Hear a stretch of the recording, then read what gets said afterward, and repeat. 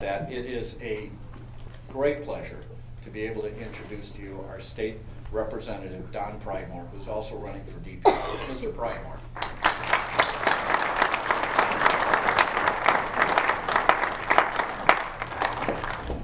Well, I'm here tonight, thank you very much. I'm here in a different capacity this time. As you probably know, most of you anyway, that I'm running for state superintendent of public instruction. How many don't know what that is? Well, there's a few. Well, probably one reason why you haven't heard much of it is it's a spring election, low turnout.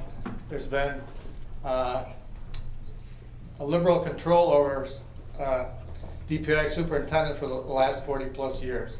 DPI superintendent is in charge of our education system in the state of Wisconsin. Channels about $6.5 billion from the state to our educational system. It's in charge of the school aid formula. So all the money that is transferred per student goes through DPI. They set the education agenda, they establish mandates down to the local level, and they're one big, large state bureaucracy. And I'm a conservative. I've always been one, always will be one. And my problem with DPI is because it's been run by the teachers union, it's been a very liberal organization for all these 40 plus years. That goes back to the time when we used to have teachers associations. As soon as we turned it over to the teachers union, our educational system began to suffer.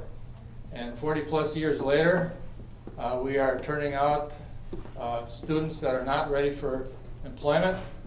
We are turning out students that have not been taught in a traditional American history.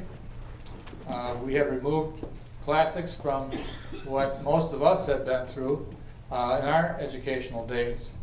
If you heard about fuzzy math, all that stuff is on our curriculum right now, and it's all as a result of policies from DPI. I'm running primarily because there's been a little kink in the armor of the teachers union, and they not only supply money and volunteers for statewide races like DPI superintendent, but also local school boards. Look at your local school boards and judge for yourself whether or not U.S. taxpayers are being represented on that board. Try to run for school board sometime and you'll find out that liberals want to maintain control. They will get money and financing through what had been their very lavish pension programs. Now, I don't know how many of you are in the audience are teachers. I have a lot of respect and love for teachers. Half my family are teachers, but they realize too that the salary and benefits before Act 10 were much higher than what an equivalent job would be in the private sector. So with Act 10, we were able to ask the teachers to pay back to the state into their pension plan and health care insurance. I thought that was a very modest step in getting that budget under control and getting them to pay into their own benefit package. Now with Act 10, we also allow teachers to work without having to join a union and without having to pay union dues, which typically amounted to about $1,000 a year. All that money paid into the union, roughly around 30 to 40% of teachers are no longer paying those dues. That has put a big crimp in the ability of the teachers union to support liberal candidates and candidates that are very friendly to the union movement in our school systems.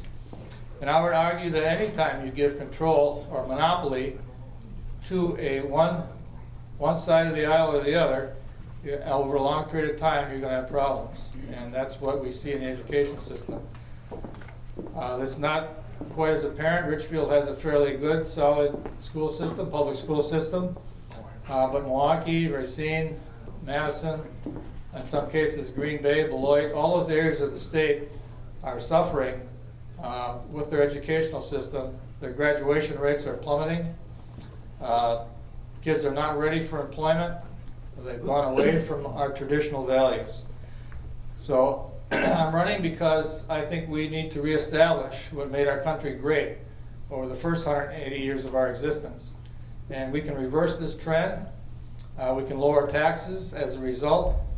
We can get back control of our education system. We can graduate kids that are ready for employment. We can do things like we used to teach gun safety. We used to have hunter safety. All those types of classes are no longer in existence anymore. Everybody has this fear of guns in today's society. You've seen what's been happening around the country with these horrendous crimes perpetrated by usually people with mental problems, but all the same, they are happening.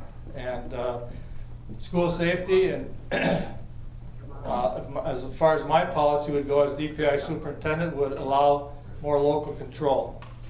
That's the key, I think, to getting back our school systems. Decisions made locally are the best decisions.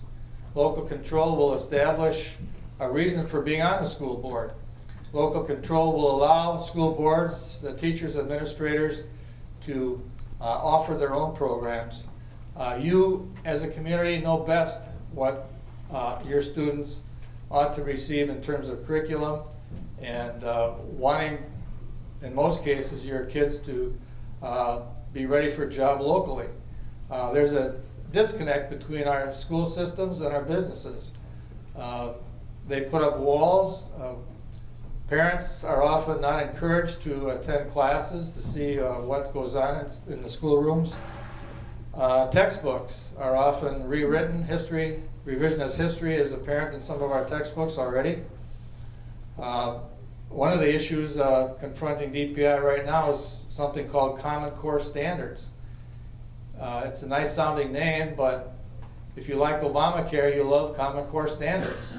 It's another one of those programs that's been perpetrated down through the Department of Education, has its origins from the UN.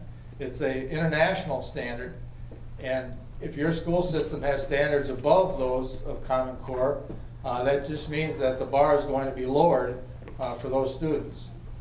And not only that, but more control will be taken away locally.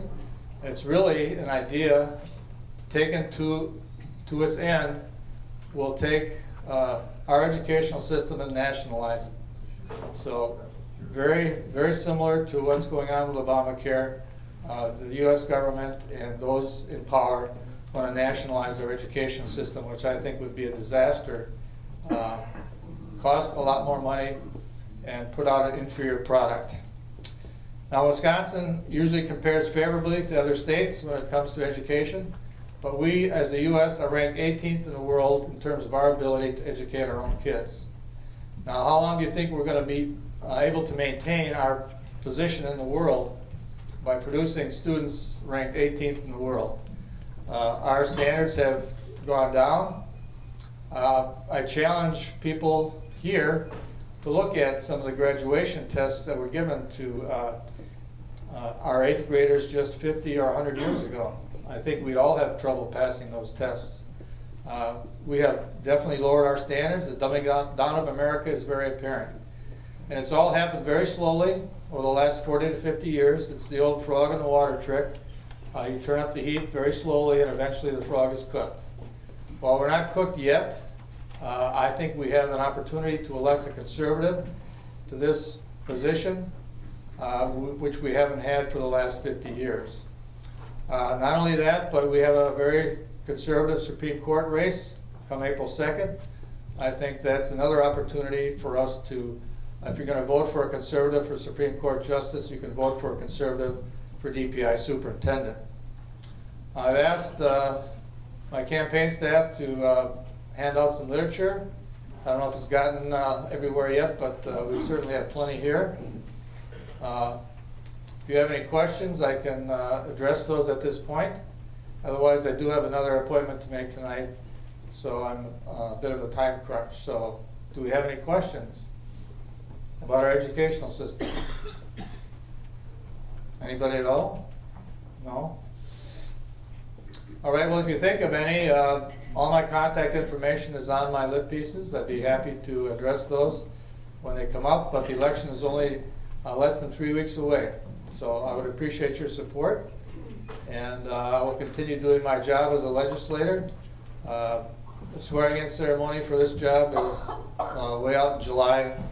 I have many education bills, election law bills, and other bills that you as conservatives I think will very much appreciate, which I could go over now too, but I think for time constraints I'll let that go for this time.